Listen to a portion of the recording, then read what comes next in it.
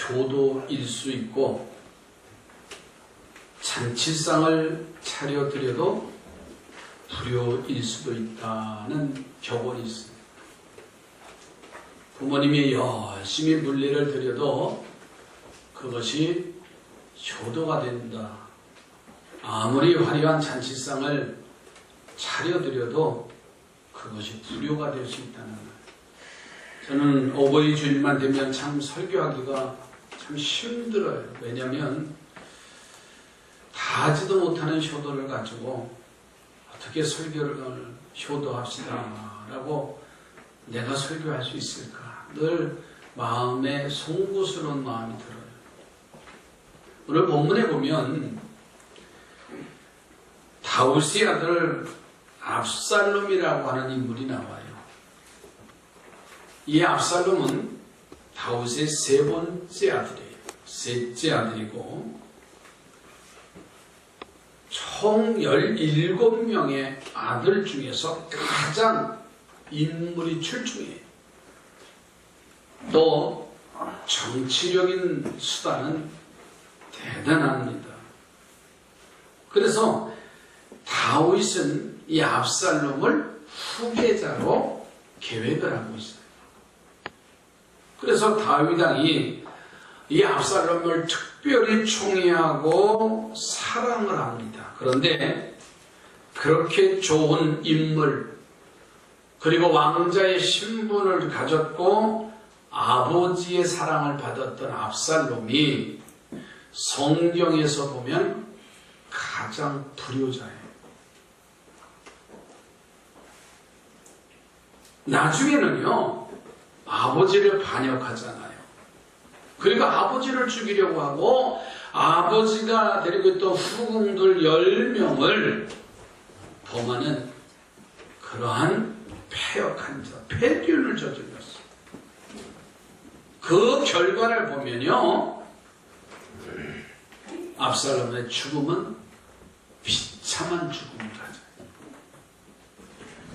오늘 어버이주를 맞이해서 우리가 부모에게 효도하는 일도 중요하지만 불효하는 일이 어떤 것인가를 알면 효도라는 것이 더 중요하다는 것을 우리가 느껴볼 수가 있을 거예요.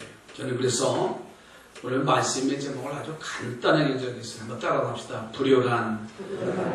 듣기 싫은 말이에요. 불효란. 효자, 효도 그러는 말은 듣기 좋은데 불효라는 게 뭔가?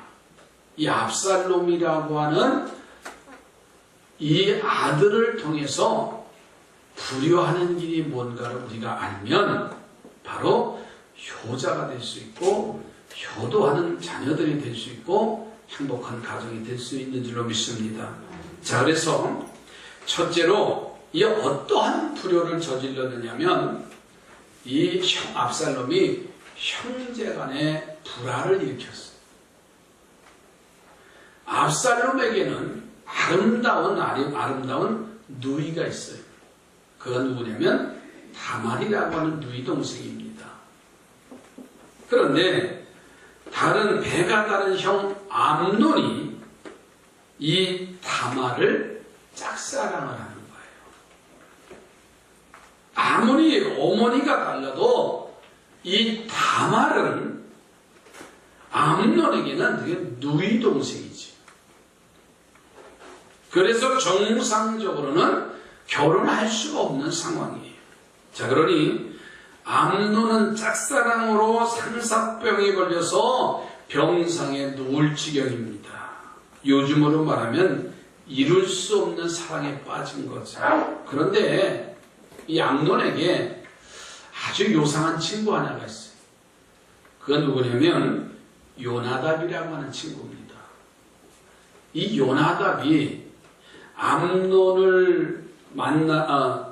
친구 암논을 만나서 자기 마음을 토하니까는 그러면 좋은 방법이 있다. 너가 아픈 척하고 아버지 다윗이 오거든 나를 간병을 간호할 사람을 하나 해주는데 다말이라고 하는 이복 동생이 와서 자기를 간호해주면 자기 병이 나을 것 같다. 그런 것을 아버지에게 청하고 다윗이 허락을 해서 다말이 암논의 이제 집에 와서 간호를 해요. 때는 이때라고 하면서 큰 잘못을 암논이 저질러요. 자, 그런데 사람의 마음이 얼마나 악하고 간교한지요.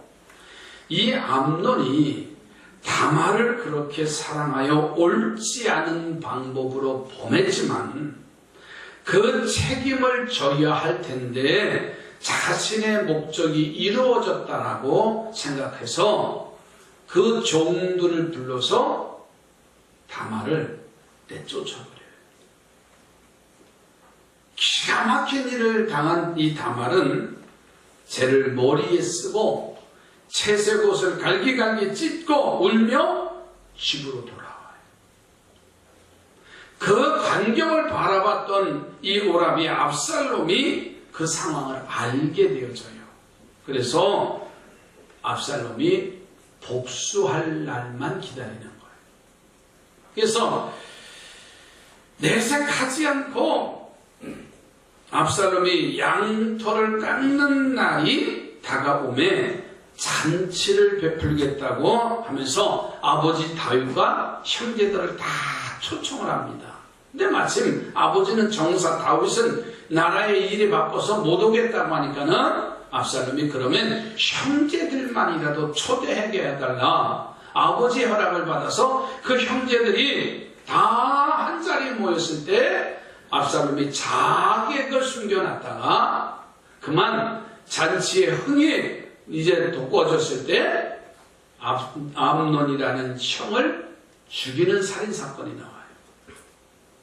그 잔치가 엉망이 됐지요. 그리고 압살롬은 3년 동안 피신에 가서 삽니다.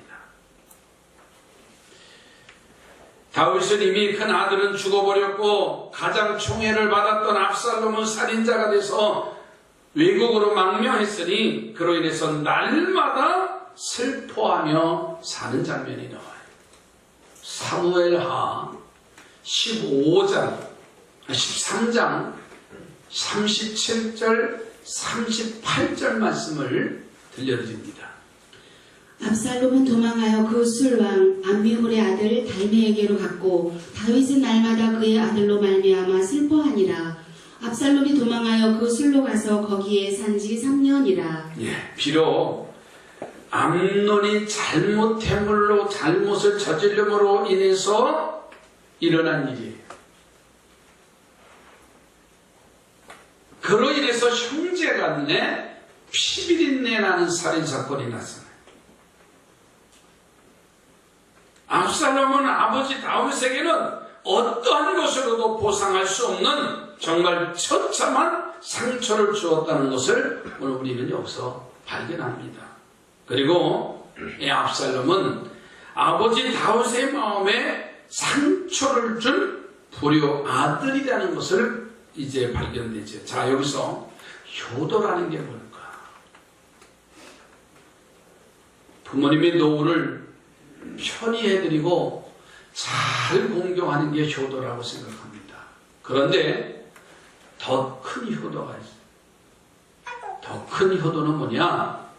바로 형제간의 화목함. 아무리 많이 갖고 아무리 잘 살고 아무리 가난하고 어렵다 할지라도 형제들 간에 화목한 것이 바로 부모님의 기다림이고 기대하는 것이지.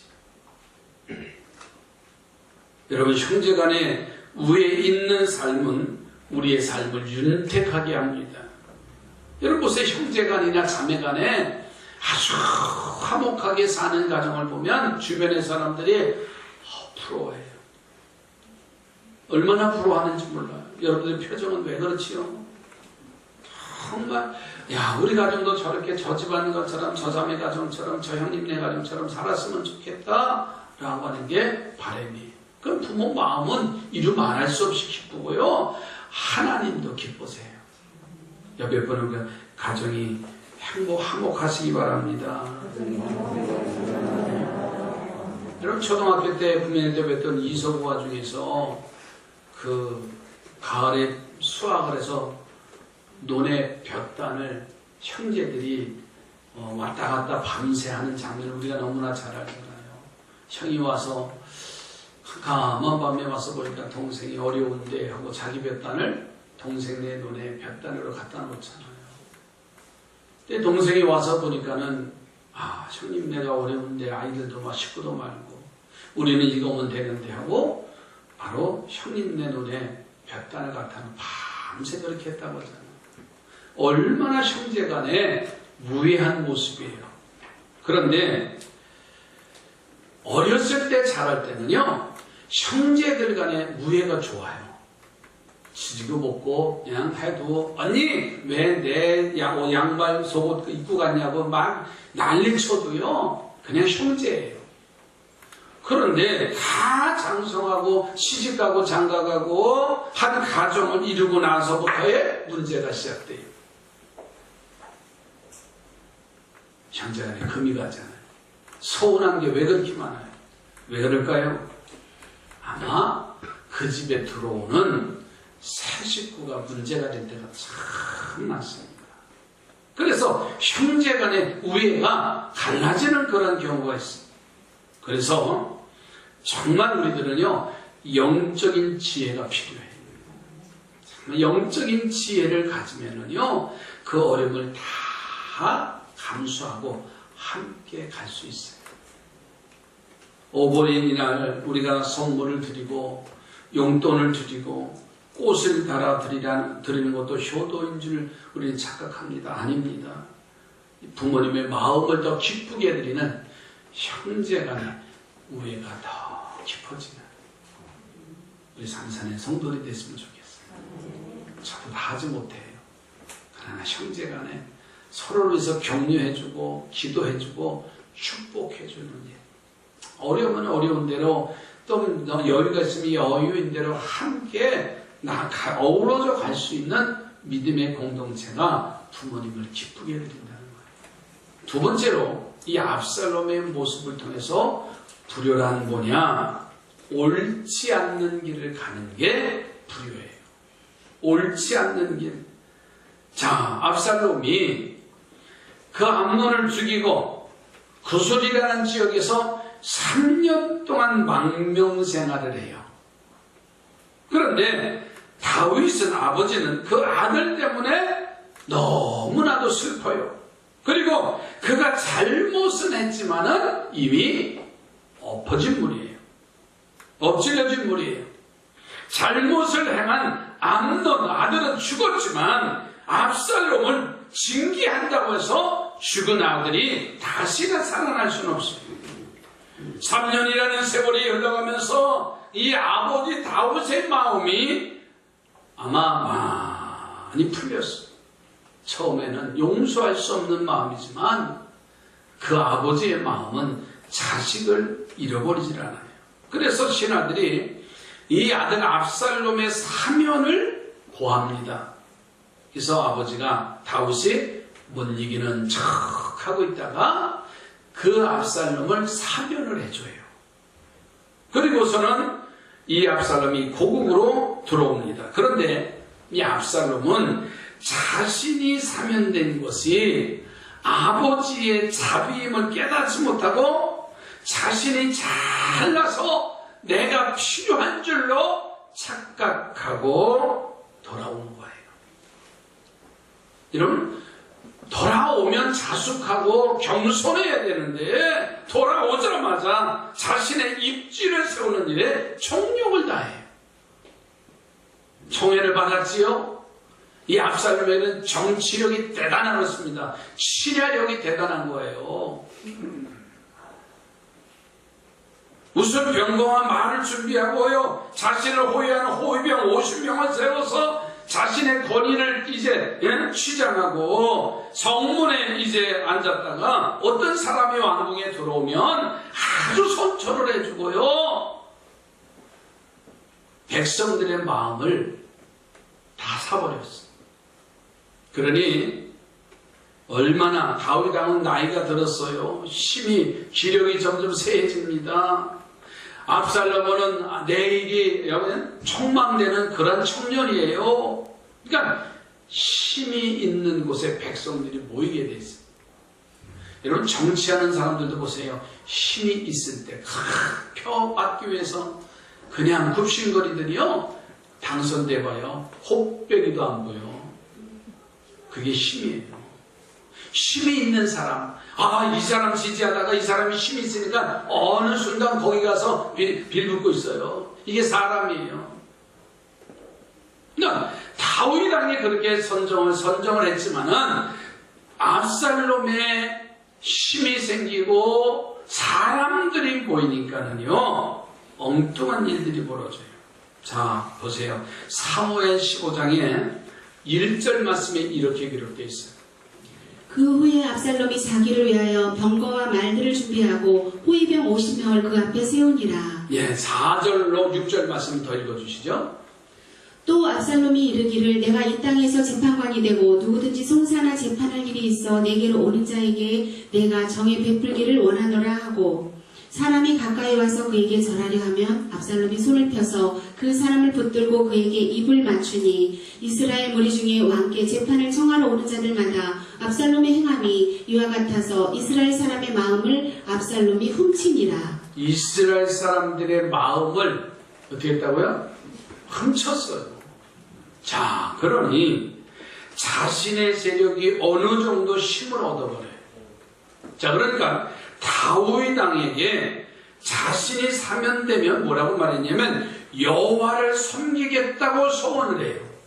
그것을 이용해서 헤브론으로 보내줄 것을 간청을 합니다. 그래서 다윗 왕이 압살롬을 허락해 헤브론으로 가라.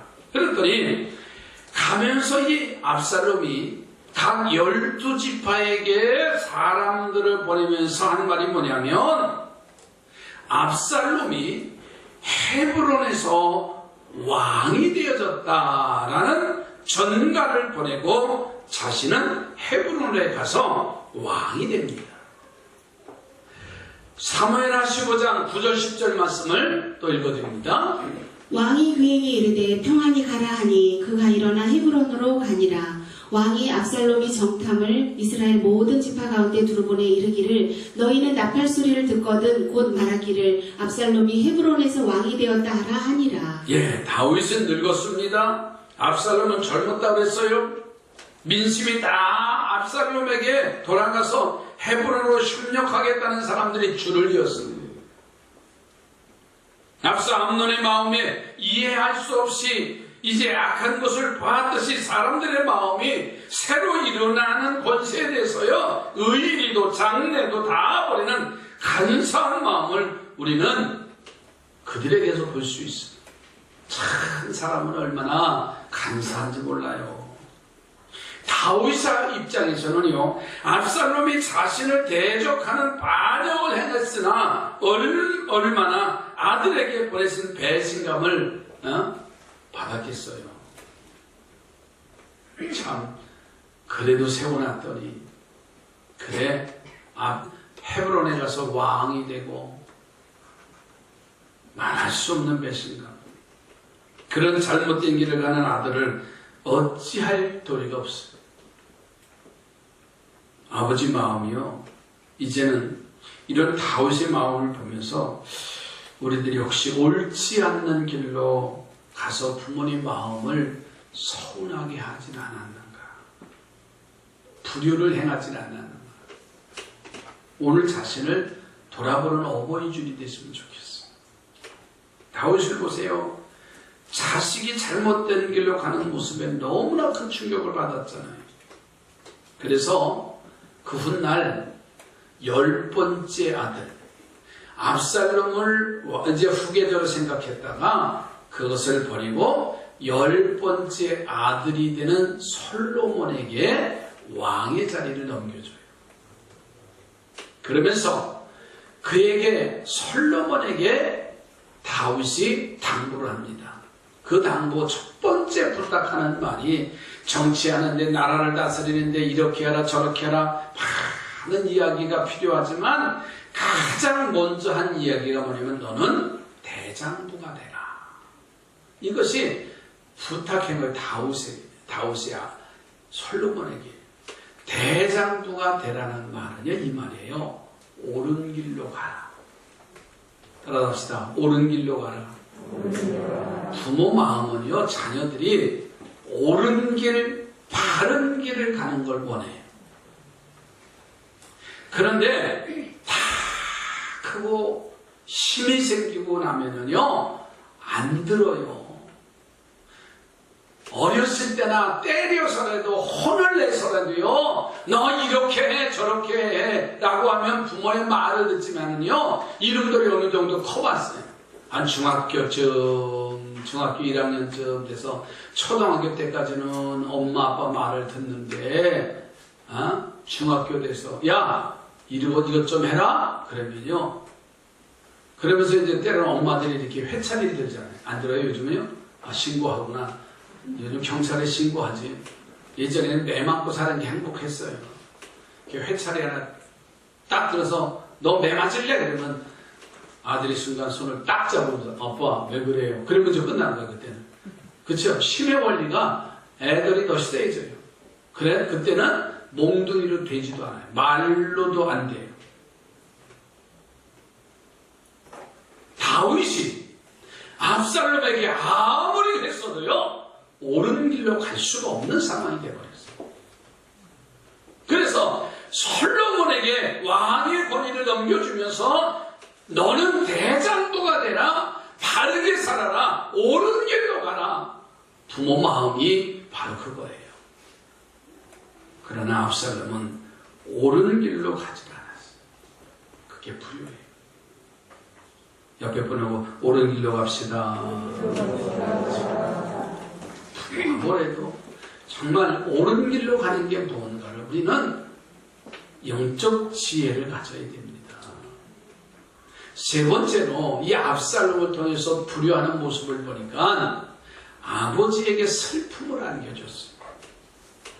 자신의 세력이 강해지잖아요. 그러니까 그 헤브론에서 군사를 다 이제 힘을 키워서 예루살렘을 함락시키려고 반역을 하는 장면이 나와요. 그러니까 백성들 10명 중에서 8명은 다 누구 편이에요? 압살롬 편이에요. 힘이 생겼잖아요. 8대2 정도입니다. 그러니까 다윗이요, 아들 압살롬과 도저히 싸울 수가 없는 군사력입니다. 그래서 예루살렘을 포기하고 북쪽으로 도망을 갑니다. 쉽게 예루살렘을 정복한 압살롬, 아버지가 남겨두고 간 후궁 10명을 병사들이 보는 앞에서 범합니다. 그리고 다음날 모든 군대를 모아서 아버지를 추격합니다. 이제 다윗의 죽음은 눈앞에 본 듯합니다. 그런데 아무리 군대가 강하고요, 아무리 좋은 병사들이 있다 할지라도 하나님이 함께 하시지 않으면 소용이 없어요. 왕을 배반하는 것은 반역이지만 압살롬은 거기서 끝나지 않았잖아요. 아버지를 욕보이고 아버지를 죽이려 하고 있는데 그것이 반역이 아니라 여러분 폐륜합니다. 그런 자식이 어디 있어요? 그러니 하나님은요, 압살롬 편에 서 있으리가 만무해요. 그렇게 잘못을 하고 그렇게 행동을 했는데 어떻게 하나님이 압살롬을 보여주십니까? 하나님은 공의의 하나님. 먼저 압살롬 주변의 사람들을 통해서 패전의 길만 가게 하면서 이기는 길을 가지 못하게 하고 늘 압살롬이 가는 곳곳마다 패전을 해요. 그리고 나서 시간을 끌게 해서 다윗이 힘을 비축하는 시간을 갖게 됩니다. 그리고 마지막 전쟁에서 결국 압살롬은 자기가 사랑하는 머리털이 상수리 나무까지에 걸려 매달리고 말립니다. 그리고 그대로 이제 아이들이 소년병들이 가서 그 나무 상수 뒤에 매달려 있는 압살롬을 칼로 창으로 찔러 죽여버려. 비참한 죽음이었어. 압살롬이 죽자 그를 따르던 모든 부대가 지리멸멸합니다. 전쟁이 이제 끝이 납니다. 그리고 그 소식이 다윗에게 전합니다. 그리고 구수 사람은 압살롬이 죽었음을 고백을 하는 이제 고하니까는 다윗은 전쟁의 승리보다는 아들의 죽음에 더 슬퍼했어. 오죽하면 승리한 부하들이 민망할 정도로 다윗은 대성통곡을 해. 그리고 이렇게 사무엘하 오늘 본문의 33절 가서 보세요. 이렇게 울부짖습니다. 왕의 마음이 심히 아파 문 위층으로 올라가서 오니라. 그가 올라갈 때에 말하기를 내 아들 압살롬아, 내 아들 압살롬아, 차라리 내가 너를 대신하여 죽었다면 압살롬 내 아들아 하였더라. 아멘. 여기서 보면요, 부모님의 무조건 사랑이 여기서 보여요. 아니, 어떻게 그렇게 망할 짓을 한 놈을 그놈이 죽었다고 하는데 아버지 다윗은 그 소식을 듣고 압살롬아, 내 아들 압살롬아 몸부림치면서 하는 게 부모의 사랑 아닌가요?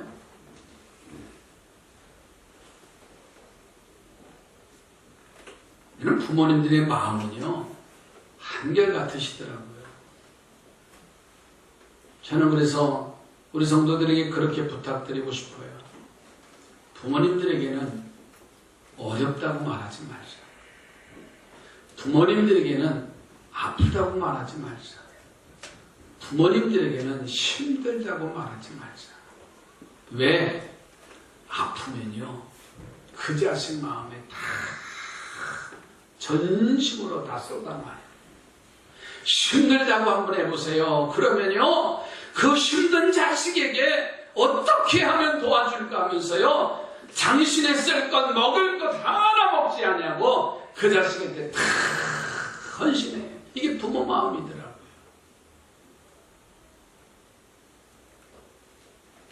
저는 오늘 어버이 주일을 만나고 맞이해서 어제 어버이날이 지났지만 불효하는 길이 뭔가를 말씀드렸어요. 저 자신도 부모님에게 다 하지 못합니다.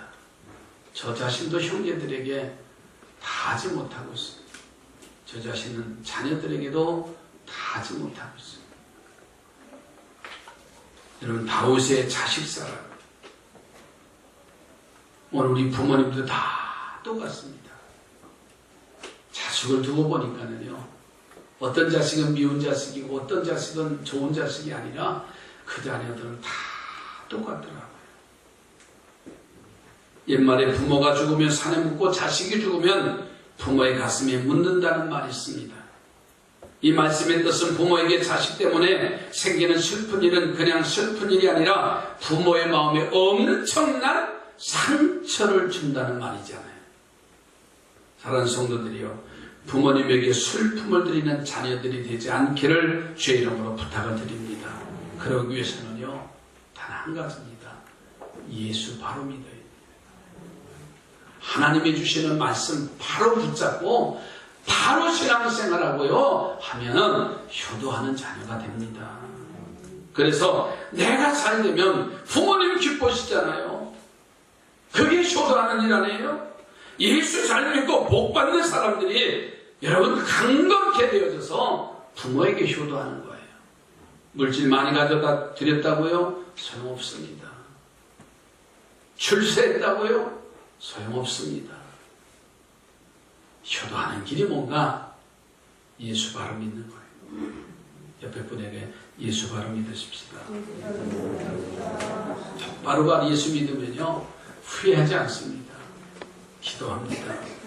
하나님, 내가 아프면 부모 마음의 못을 받는 것을 알고